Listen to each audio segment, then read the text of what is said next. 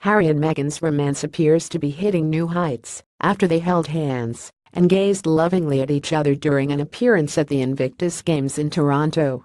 Their public show of affection has even prompted bookies to offer odds on the couple getting engaged before the end of the games this weekend. When William visited Milton Keynes to celebrate its 50th anniversary, he met craftsmen based close to the new town who make the vellum for royal documents and for use in Parliament.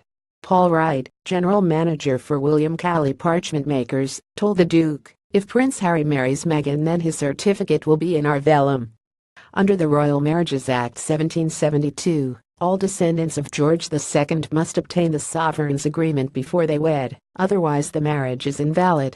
The instrument of consent is an elaborate document made from vellum, usually calfskin, proclaiming the monarch's approval of a marriage and bearing a large red wax great seal of the realm.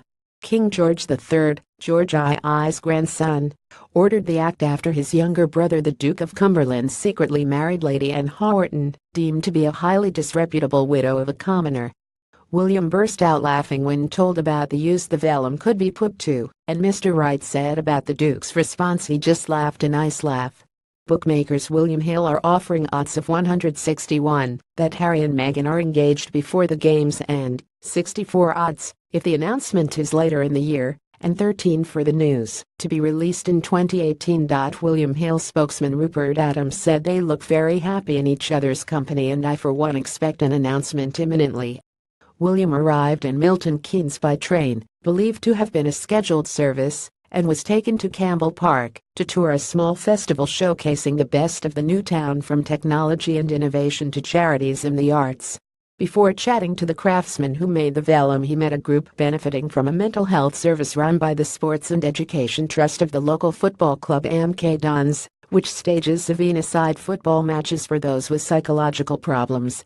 When William caught sight of the group around a table football game, he said fantastic, then spotted one team had the strip of his club, championship side Aston Villa, stuck on the players, while the other was dressed in the colors of the Meghans. He grasped the handles controlling Villa's midfielders and attackers, and smiled as he stared down at the players. As the game began, Luke Smith, 18, from Milton Keynes, joked with the future king, telling him "come on mate" as the ball bounced around. At one point the Duke was reminded he had to move on to keep to the schedule, but said after "we've scored one more," and his team eventually won 20, but both strikes were own goals. The 18-year-old said later he noticed the shirts we put on the players and has quite good eye, scored both of his goals. Speaking about the benefits of playing real football, Mr. Smith added, "You get a good high from chemicals running through your brain, and playing in a team you get a good sense of unity." Copyright C Press Association Limited 2017, all rights reserved.